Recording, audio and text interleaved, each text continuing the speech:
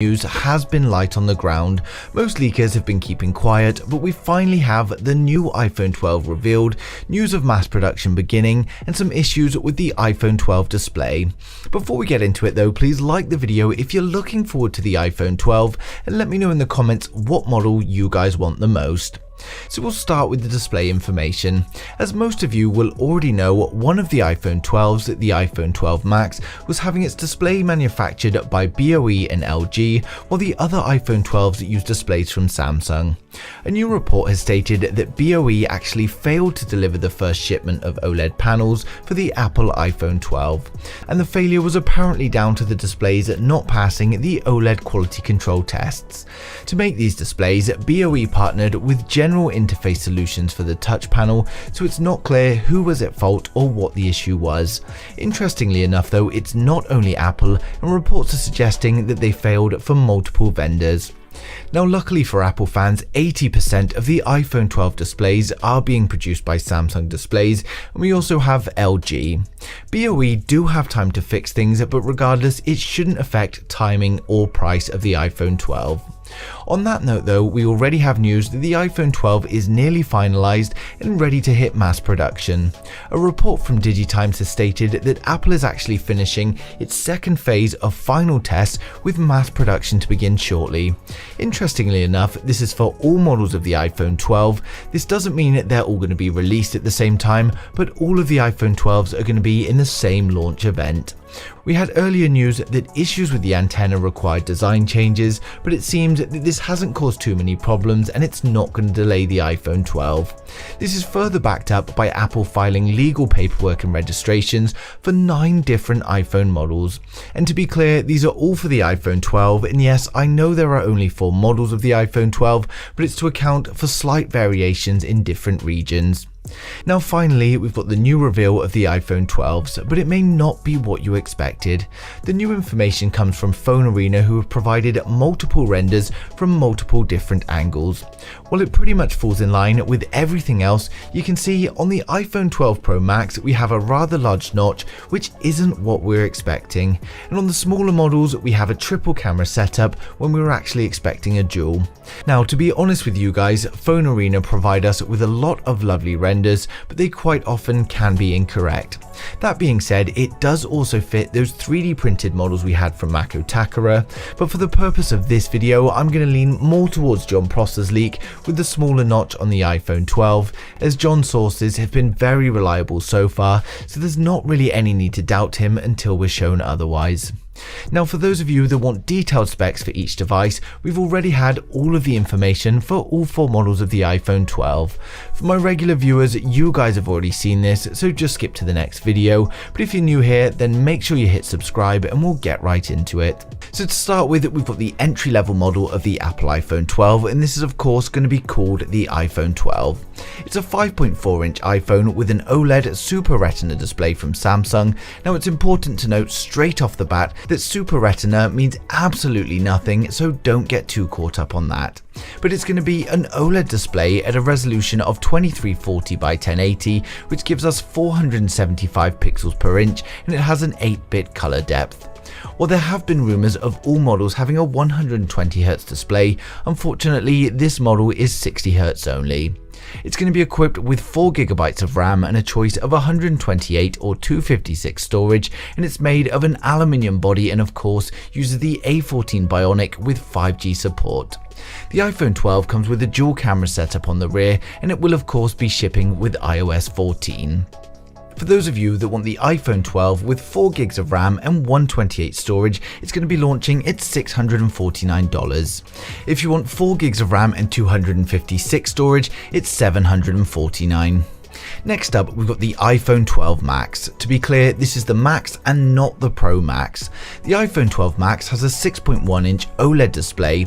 This is again a Super Retina OLED display, but provided by Chinese manufacturer BOE. It comes with a resolution of 2532 by 1170, and this gives us 460 pixels per inch, and it has an 8-bit color depth.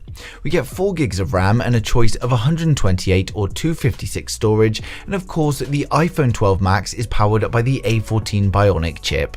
It's in an aluminium body, it's got 5G connectivity, and we get another dual camera setup on the rear.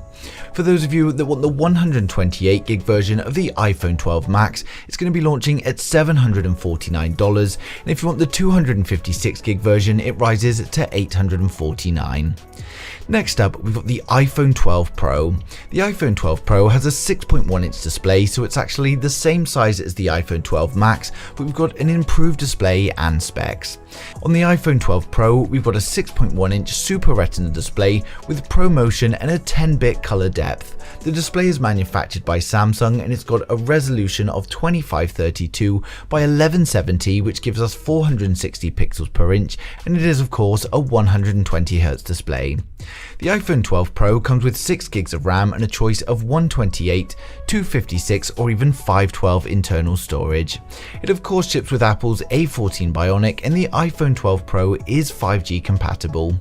It comes in a stainless steel body, and on the rear we get a triple camera setup along with a LiDAR sensor for the depth. For the 128GB iPhone 12 Pro, it's launching at $999. For 256GB, it's $1,099, and for those that want the 512GB iPhone 12 Pro, it's $1,299. Last but not least, we have the iPhone 12 Pro Max. The iPhone 12 Pro Max comes with a 6.7-inch OLED display. Again, it's a Super Retina with ProMotion, 10-bit color depth, and of course it is manufactured by Samsung. It's got a resolution of 2778 by 1284, giving us 458 pixels per inch, and again it's a 120Hz display. It comes with 6GB of RAM and a choice of 128, 256 or 512 storage. It's in a stainless steel body, and the iPhone 12 Pro Max is of course powered by the A14 Bionic with 5G support. Just like the iPhone 12 Pro, we get a triple camera setup on the rear along with the additional LiDAR sensor. For those of you that want the 128GB iPhone 12 Pro Max, it's launching at $1,099. If you want the 256GB version, it's $1,199, and for those that want the most expensive in the range, the 512GB iPhone 12 Pro Max, it's launching at a whopping $1,399. Of course, there's plenty more information on the Apple iPhone 12, so we're going to run through it all now. For my regular viewers, you guys would have already seen this, so just switch off now, but for anyone new here, make sure you hit that subscribe and we're going to get right into it. We're expecting to get 4 new iPhone 12s in the range, which is going to be 2 different iPhone 12s, the iPhone 12 Pro and the iPhone 12 Pro Max. We're expecting Apple to increase the display sizes on the most premium models, although those who want a smaller display are still going to have an option. Reliable analyst Ming-Chi Kuo has advised that there's going to be 2 iPhone 12 versions. The smaller iPhone 12 is going to have a 5.4-inch display, and the larger one will have a 6.1-inch. We then get a 6.1-inch display, which is the iPhone 12 Pro, and a 6.7-inch display, which is the iPhone 12 Pro Max. Unlike last year, however, all models are reportedly going to be using an OLED display, and the resolution will differ across the range. The 6.1-inch iPhone 12 will likely have a lower resolution than the 6.1-inch iPhone 12 Pro. And while there are rumors of Apple removing the notch, I really can't see this happening. In typical Apple fashion, we're still expecting a full-screen display with a notch top center. It's too early for in-display camera sensors, and I can't see Apple going for a punch hole. They also need a time-of-flight sensor on the front for their 3D face unlock. And while Apple did ditch the fingerprint scanner on the iPhone X, there are reports that it's going to be coming back in the form of an in-display fingerprint scanner. There are reports suggesting that Apple are also going to be increasing their refresh rates on the latest displays. While most phones have stuck to 60Hz displays, it's been changing recently, and Apple are also going to be joining this trend. At this stage, we don't know if they're going to be using 90Hz, 120Hz, or even a mixture of the two across the range. When it comes to the rear of the device, we're expecting a similar camera setup to last year, but the more premium model will have more cameras. Ming-Chi Kuo has again advised that both the iPhone 12 Pro and the iPhone 12 Pro Max are going to be adding time-of-flight cameras to the rear. For those unaware, time-of-flight cameras are 3D depth cameras, and they're what Apple uses on the front for the 3D face unlock. The time-of-flight sensors on the rear, however, use slightly different technology that allow it to map 3D objects from further away. This significantly improves augmented reality applications and allows for more improved portrait-style photo and video effects. We're likely going to see slight upgrades on the other cameras of the iPhone 12s, but given the great performance in its predecessor, they won't be changing things too much. Reports are suggesting that the two more budget models are going to have a dual camera setup, while the iPhone 12 Pro and the iPhone 12 Pro Max are going to have a quad camera setup with the inclusion of the 3D depth camera. The iPhone 12 is of course going to be powered by the new A14 Bionic processor. This is actually manufactured using 5nm lithography, which will bring significant improvements, and there's a good chance that it will be the first 5nm chipset to hit the market. When it comes to RAM, the iPhone 12 Pro Max is expected to come with 6GB of RAM, while the standard iPhone 12 will only have 4.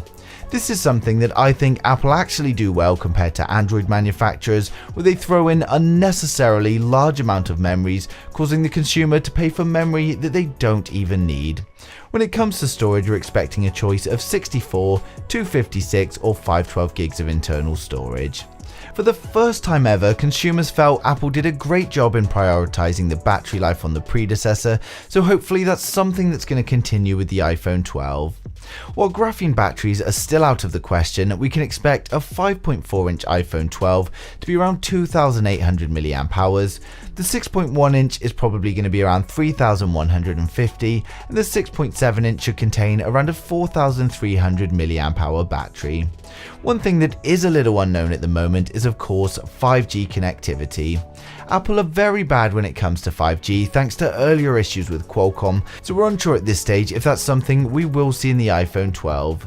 It's rumoured that the iPhone 12 is going to have 5G connectivity, but there aren't actually any leaks or reports to back that up. The iPhone 12 is going to be IP68 water resistant, and it's of course going to ship with iOS 14. Now when it comes to the price, people wanted lower prices, and that's exactly what we're getting. Apple surprised us last time, they surprised us again with the iPhone SE, and now the iPhone 12 is going to be the same. We'll be getting the base 5.4-inch iPhone 12 starting at $649. The iPhone 12 6.1-inch at $749, the iPhone 12 Pro 6.1-inch at $999, and finally the iPhone 12 Pro Max 6.7-inch phone at $1,099. Some very reasonable prices from Apple, who have clearly been focusing on keeping the cost down. Of course, it's not all about specs, and we're likely going to see some new software features or improvements to the current features in iOS 14. The iPhone 12 is set to launch in September as always, and it's always around the second week they release, so we can expect to see the iPhone 12 range on either the 8th or the 15th of September, and the iPhone 12 will be released about 10 days afterwards. Of course, being so far away, these are leaks and rumours, but as more information comes to light, I'll be sharing with you guys straight away. As always though, I'd like to know your thoughts in the comments. Who out there is waiting for the Apple iPhone 12, and what do you think of these new renders? But thanks for watching the video. If you liked it, smash a thumbs up. If you didn't, hit the thumbs down twice, and I'll see you guys in the next one.